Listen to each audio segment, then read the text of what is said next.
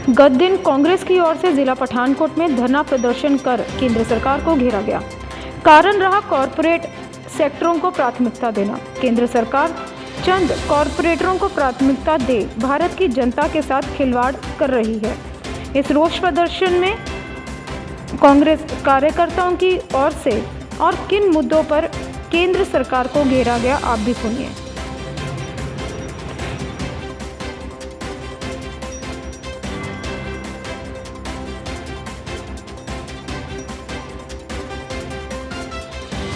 ਕੋਲੋਂ ਮਾਫੀ ਚਾਹਨਾ ਕਿ ਉਹ ਸਾਡੇ ਤੋਂ ਪਹਿਲਾਂ ਆ ਗਏ ਦੇ ਸੀ ਤੇ ਅਸੀਂ ਬਾਅਦ ਚੋਂ ਬਿਜਲੀ ਆਏ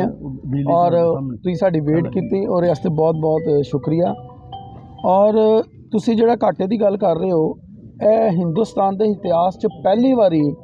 ਐਡਾ ਵੱਡਾ ਫਰਾਡ ਹੋਇਆ ਜਿਹੜਾ ਲੋਕਾਂ ਨੂੰ, ਮੈਂ ਫਿਰ ਇਹੀ ਬੋਲਾਂਗਾ ਕਿ ਨੈਸ਼ਨਲ ਮੀਡੀਆ ਦੀ ਗੱਲ ਕਰ ਰਿਹਾ, ਮੈਂ ਆਪਣੀ ਲੋਕਲ ਜਾਂ ਦੂਸਰੇ ਮੀਡੀਆ ਦੀ ਗੱਲ ਨਹੀਂ ਕਰ ਰਿਹਾ, ਕਿਉਂਕਿ ਤੁਹਾਡੀ ਹਮੇਸ਼ਾ ਸਾਨੂੰ ਸਪੋਰਟ ਰਹੀ ਹੈ। अगर स्टेट का मीडिया की गल करो या लोकल मीडिया की गल करो, जोड़े साढ़े सारे प्रिंट मीडिया और सोशल मीडिया वाले सारे इत्थे साढ़े भरा प्रैस आई दी है, मैं एक तो उन्होंने बहुत बहुत थैंक्स कराँगा तह दिल तो अपनी पूरी टीम वालों, क्योंकि तुसी हमेशा पठानकोट डिस्ट्रिक्ट की मैं गल करा या पंजाब की गल करा, तुसी हमेशा और एक जोड़ा आईना होंदा वो दिखाया। और गल जे घाटे की तुसी पूछी है तो 12 लाख करोड़ रुपए का घाटा है, कोई घाटा नहीं है। तुसी इस तो पहला अगर पास च चले जाओ तो विजय मालिया ने सिर्फ 10,000 करोड़ का फ्रॉड किया सी ते वो देश नूं उन्हें हिला दिता सी और वो अपना चार्टर लैके ब्रॉड चला गया। सब तो पहला तो मेरी सेंटर सरकार अगे पूरी साडा, क्योंकि पूरे पंजाब पूरे हिंदुस्तान दे विच ये 2 सैक्टर है जिन्हां दे उपर आम नागरिक नूं और पूरे देश के लोगों नूं ट्रस्ट सी, वो सी SBI बैंक और LIC। ਇਹ 2 ਇਹੋ ਜਿਹੇ ਸੈਂਟਰ ਦੇ ਸੈਕਟਰ ਸੀ ਜਿਨ੍ਹਾਂ ਤੇ ਲੋਕ ਅੱਖਾਂ ਬੰਦ ਕਰਕੇ ਆਪਣੀ ਪੂੰਜੀ, ਆਪਣੀ ਮਿਹਨਤ ਦੀ ਕਮਾਈ ਸਾਰੀ ਇੱਥੇ ਇਨਵੈਸਟ ਕਰਦੇ ਸੀ। ਔਰ ਗੱਲ ਅਗਰ ਕੀਤੀ ਜਾਏ ਰਮਨ ਜੀ, ਮੈਂ ਸਾਰੇ ਪ੍ਰੈਸ ਦੇ ਮਾਧਿਅਮ ਦੇ ਥਰੂ ਇਹ ਕਹਿਣਾ ਚਾਹੁੰਦਾ ਕਿ ਅਗਰ ਗੱਲ ਕੀਤੀ ਜਾਏ ਕਿ ਉਹ 10,000 ਕਰੋੜ ਨੇ ਸਾਡੇ ਦੇਸ਼ ਨੂੰ ਹਲਾਤਾ, ਹੁਣ 12 ਲੱਖ ਕਰੋੜ ਦਾ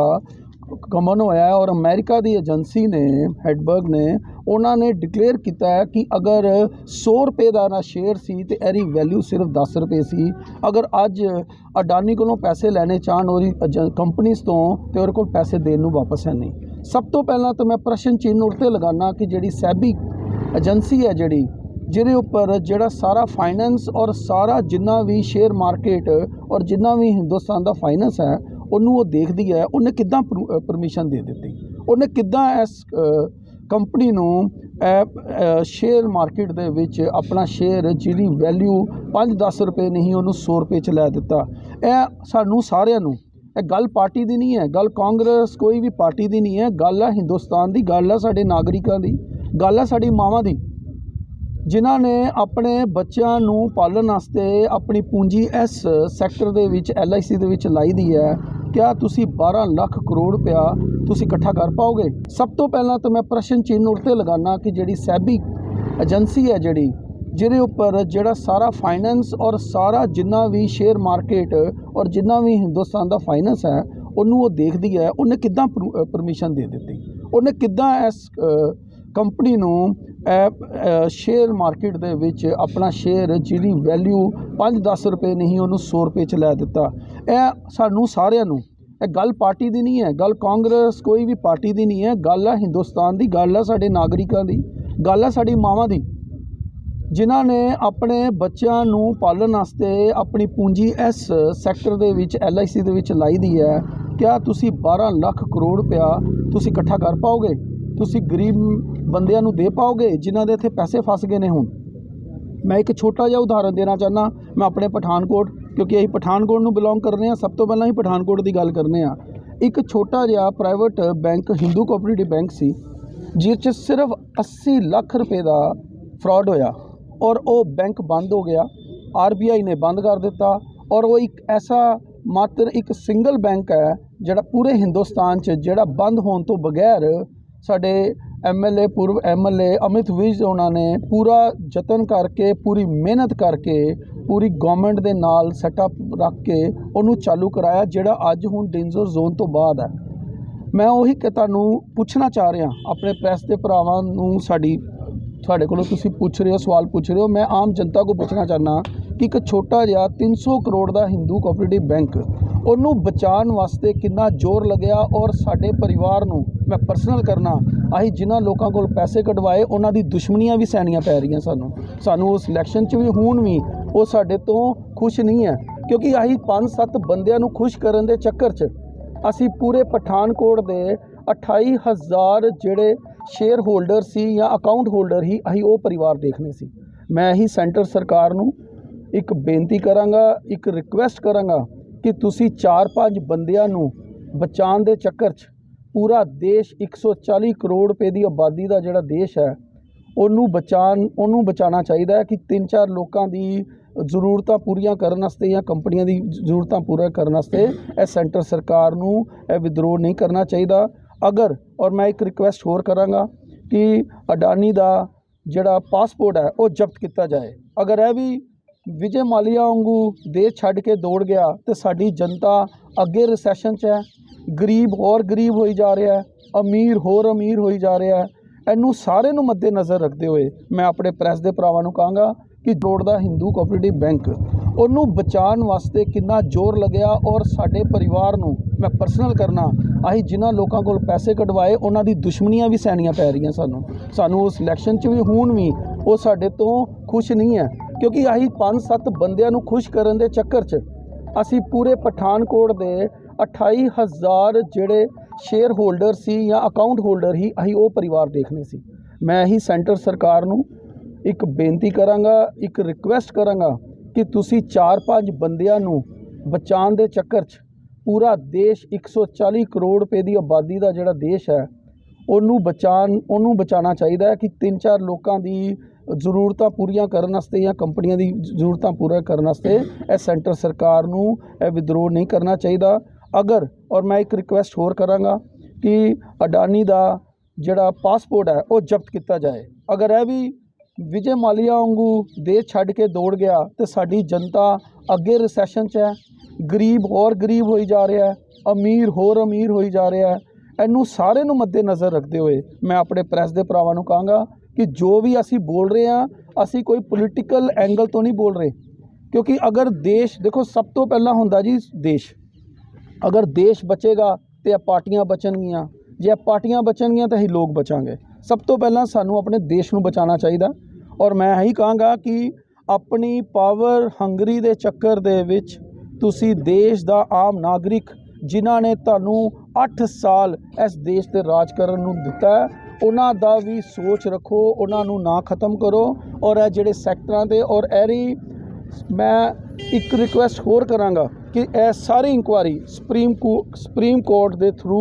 ਇੱਕ ਬਾਡੀ ਬਣਾ ਕੇ ਇੱਕ ਏਜੰਸੀ ਬਣਾ ਕੇ ਇਹਦੀ ਇਨਕੁਆਰੀ ਕੀਤੀ ਜਾਏ ਔਰ ਇਹਨੂੰ ਜਲਦੀ ਤੋਂ ਜਲਦੀ ਇਹ ਜਿਹੜੇ ਆਮ ਲੋਕਾਂ ਦੇ ਪੈਸੇ ਹਾਲੀ ਲੋਕਾਂ ਨੂੰ ਨਹੀਂ ਸਮਝ ਆ ਰਹੀ ਇਹ ਆਮ ਲੋਕਾਂ ਦੇ ਜਿਹੜੇ ਪੈਸੇ ਜਿਹੜੇ ਹੁਣ ਥੋੜੀ ਦੇਰ ਬਾਅਦ ਲੋਕਾਂ ਨੂੰ ਪਤਾ ਲੱਗੇਗਾ ਜੋ ਹਿੰਦੂ ਕੋਆਪਰੇਟਿਵ ਬੈਂਕ 'ਚ ਹੋਇਆ ਉਹ ਸਾਡੇ ਦੇਸ਼ ਦੇ ਹਰ ਨਾਗਰਿਕ ਆਮ ਨਾਗਰਿਕ ਨਾਲ ਇਹ ਹੋ ਰਿਹਾ ਇਹ ਨਹੀਂ ਹੋਣਾ ਦੇਣਾ ਚਾਹੀਦਾ ਠੀਕ ਐਸਬੀਆਈ ਦੇ ਦਫ਼ਤਰਾਂ ਦੇ ਬਾਹਰ ਕਾਂਗਰਸ ਵੱਲੋਂ ਇਹ ਪ੍ਰਦਰਸ਼ਨ ਨਹੀਂ ਹੈ ਰੋਸ ਪ੍ਰਦਰਸ਼ਨ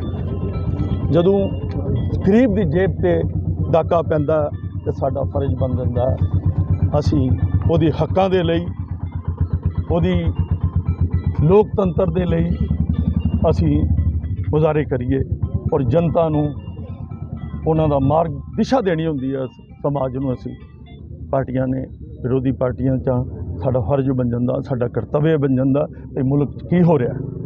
ਮੈਂ ਤੁਹਾਡੇ ਅੱਗੇ ਵੀ ਅਪੀਲ ਕਰਾਂਗਾ ਤੁਸੀਂ ਵੀ ਇੱਕ ਆਇਨਾ ਹੋ ਸਮਾਜ 'ਚ ਤੁਸੀਂ ਵੀ ਜਿਹੜੀ ਸਾਡੀ ਗਲਤ ਗੱਲ ਆ ਉਹਨਾਂ ਦੱਸੋ ਜਿਹੜੀ ਸੱਚੀ ਗੱਲ ਹੈ ਉਹ ਜਨਤਾ ਤੱਕ ਪਹੁੰਚਾਉਣਾ ਤੁਹਾਡਾ ਇੱਕ ਇਖਲਾਕ ਇੱਕ ਮੋਰਲ ਡਿਊਟੀ ਬਣ ਜਾਂਦੀ ਹੈ ਮੈਂ ਤੁਹਾਡੇ ਕੋਲ ਉਮੀਦ ਕਰਾਂਗਾ ਕਿ ਤੁਸੀਂ ਉਹ ਜਾਓ ਜਨਤਾ ਕੋਲ ਜਾਓ ਸਾਥੀਓ ਉਹਨਾਂ ਨੂੰ ਦੱਸੋ ਇਹ ਅਡਾਨੀ ਤੋਂ ਵੱਡਾ ਧੋਖੇਬਾਜ਼ ਅੱਜ ਇਹਦਾ ਅਮਰੀਕਾ ਦੇ ਵਿੱਚੋਂ ਉਹਨਾਂ ਸ਼ੇਅਰ ਮਾਰਕੀਟ 'ਚੋਂ ਇਹਦਾ ਨਾਂ ਕੱਢਤਾ ਬਾਹਰ ਕੱਢਿਆ ਉਹਨਾਂ ਨੂੰ ਉਹ ਵੋਟਾਂ ਦੇ ਭੁੱਖੇ ਨਹੀਂ ਹੈ ਉਹਨਾਂ ਨੂੰ ਸੱਚਾਈ ਉਹਨਾਂ ਨੂੰ ਲੱਗੀ ਪਤਾ ਉਹਨਾਂ ਚੁੱਕ ਕੇ ਬਾਹਰ ਮਾਰਨਾ ਹਲੇ ਹਿੰਦੁਸਤਾਨ 'ਚ ਕੋਈ ਕਾਰਵਾਈ ਨਹੀਂ ਹੋ ਰਹੀ ਵੀ ਉਹਨੇ ਕੀਤਾ ਕੀ ਹੈ ਇੱਥੇ ਨੈਸ਼ਨਲ ਹੈਰਲਡ ਦਾ ਕੇਸ ਹੋਇਆ ਤੇ ਇਹਨਾਂ ਨੇ ਰਾਹੁਲ ਗਾਂਧੀ ਸ਼੍ਰੀਮਤੀ ਸੋਨੀਆ ਗਾਂਧੀ ਨੂੰ ਸਾਹਮਣੇ ਭੇਜੇ ਉਹਨਾਂ ਦੀ ਹੋਈ ਉਹ ਰੱਖਿਆ ਗਿਆ। ਉਹ ਜਨਤਾ ਦੇ ਹਿੱਤਾਂ ਦੇ ਲਈ ਕੰਮ ਕਰ ਰਿਹਾ, ਸੋਸ਼ਲ ਵੈਲਫੇਅਰ ਲਈ ਉਹਨਾਂ ਦਾ ਇੱਕ ਪੈਸਾ ਵੀ, ਲੇਕਿਨ ਉਹਨਾਂ ਨੂੰ ਤਰੀਕਾਂ ਭੁਗਤਣੀਆਂ ਪੈਂਦੀਆਂ। ਜਿਹੜੇ ਲੱਖਾਂ ਹਜ਼ਾਰਾਂ ਕਰੋੜ ਦੇ ਕਪੜੇ ਕਰਨ ਵਾਲੇ ਨੇ ਉਹ ਬਾਹਰ ਬੈਠੇ ਦੇ, ਉਹਨਾਂ ਕੋਲ ਨਾਗਰਿਕਤਾ ਹੀ ਨਹੀਂ। ਉਹ ਕੋਈ ਮਾਰੀਸ਼ਸ ਬੈਠਾ, ਕੋਈ ਦੁਬਈ 'ਚ ਬੈਠਾ, ਉੱਥੇ ਅੰਨੇ ਵਾਹ ਬਿਲਡਿੰਗਾਂ ਬਣ ਰਹੀਆਂ। ਪੈਸਾ ਸਾਰਾ ਹਿੰਦੁਸਤਾਨ ਦਾ ਜੇ, ਤੁਹਾਡਾ ਪੈਸਾ ਜੇ। ਮੈਂ ਅਪੀਲ ਕਰਾਂਗਾ ਤੁਹਾਨੂੰ ਸਾਰੇ ਭਰਾਵਾਂ ਨੂੰ, ਭਈ ਤੁਹਾਡੇ ਕੋਲ ਇੱਕ ਆਇਨਾ ਹੈ, ਸਮਾਜ ਨੂੰ ਦੱਸੋ ਤੇ ਸਮਾਜ ਨੂੰ ਸਹੀ ਦਿਸ਼ਾ 'ਚ ਲੈ ਕੇ ਜਾਣ ਵਾਲੇ ਲੀਡਰ, ਸਹੀ ਦਿਸ਼ਾ 'ਚ ਲੈ ਕੇ ਜਾਣ ਵਾਲੀ ਪਾਰਟੀ ਕਿਹੜੀ ਹੈ, ਉਹਦਾ difference time will tell the difference. ਬੜੀ ਥੋੜੀ ਅਰਸਾ ਹੋਇਆ ਇਹ ਬੇਨਕਾਬ ਹੋ ਗਏ ਨੇ। ਔਰ ਕਾਂਗਰਸ ਪਾਰਟੀ ਇੱਕ ਜਿਹੜੀ ਆਜ਼ਾਦੀ ਦੇ ਪ੍ਰਤੀ, ਜਾਓ ਬ੍ਰਿਟਿਸ਼ ਗੌਰਮੈਂਟ ਨੂੰ ਮਾੜਾ ਕਹਿੰਦੇ ਆ, ਇੱਕ ਵੀ ਘਬਲਾ ਉਹਨਾਂ ਦੇ ਟਾਈਮ ਨਹੀਂ ਹੋਇਆ। ਆਹ ਤੁਹਾਡੇ ਇੱਥੇ ਗੁਆਂਢ ਨਿੱਕਾ ਵਾ ਇੱਕ ਕੋਈ ਮਾਈਨਿੰਗ ਦਾ ਕੰਮ ਕਰਨ ਵਾਲਾ, ਪੂਰਾ ਪੁਲ ਰੋਡ ਤਾਂ ਲੱਖਾਂ ਰੁਪਈਏ ਉਹਨੇ ਵਰਤੇ ਇਹਨਾਂ ਲੋਕਾਂ ਨੂੰ ਵੋਟਾਂ ਦੇ ਵਿੱਚ। ਤੇ ਮੈਂ ਤੁਹਾਡੇ ਜਰੀਏ ਫਿਰ ਅਪੀਲ ਕਰਨਾ ਕਿ ਲੋਕਾਂ ਨੂੰ ਇਨਸਾਫ ਦਿਵਾਓ। ਬੋਲੋ ਜੀ, ਜਿਹੜੀ LIC ਨੂੰ ਅੱਜ ਪੂਰੇ ਦੇਸ਼ ਦੇ ਵਿੱਚ ਕਾਂਗਰਸ ਪਾਰਟੀ ਦੇ ਜਿਹੜੇ ਧਰਨੇ ਪ੍ਰਦਰਸ਼ਨ ਕੀਤੇ ਜਾ ਰਹੇ ਆ, ਹਾਈ ਕਮਾਂਡ ਵੱਲੋਂ ਆਦੇਸ਼ ਹੈ,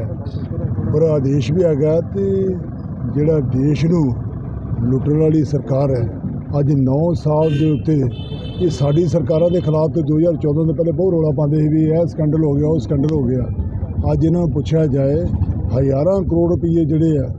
ਉਹ ਚੰਦ ਬੰਦੇ ਆ ਇਹਨਾਂ ਕੋਲ ਕਾਰਪੋਰੇਟ ਘਰਾਣੇ ਦੇ, ਜਿਨ੍ਹਾਂ ਲੋਕਾਂ ਦੇ ਪਿੱਠ ਦੇ ਉੱਤੇ ਇਹਨਾਂ ਦਾ ਹੱਥ ਹੈ,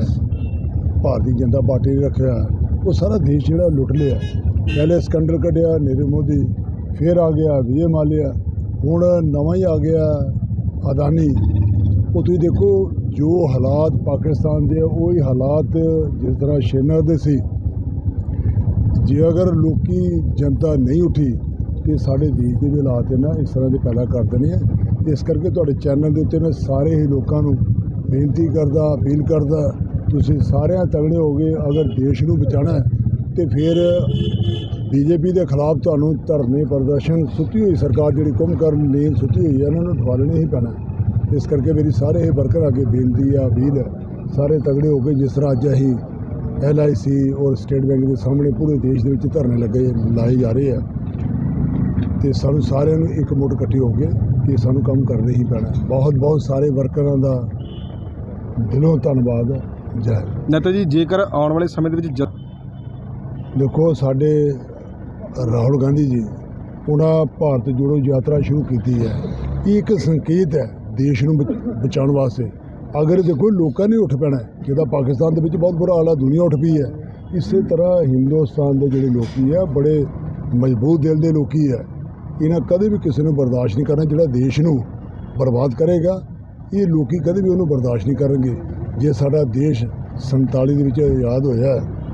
ਤੇ ਕਿਹੜਾ ਆਜ਼ਾਦ ਕਰਾਇਆ? ਸਾਡੇ ਦੇਸ਼ ਦੇ ਲੋਕਾਂ ਨੇ ਆਜ਼ਾਦ ਕਰਾਇਆ। ਇਸ ਕਰਕੇ ਇਹਨਾਂ ਦਾ ਹੁਣ ਜ਼ਿਆਦਾ ਚਿਰ ਕੰਮ ਨਹੀਂ ਚੱਲਣਾ। ਇਹਨਾਂ ਨੂੰ ਲੋਕਾਂ ਨੇ ਦੜਾਉਣਾ ਹੀ ਦੜਾਉਣਾ 2024 'ਚ ਜੋ ਹਾਲਾਤ ਹੈ।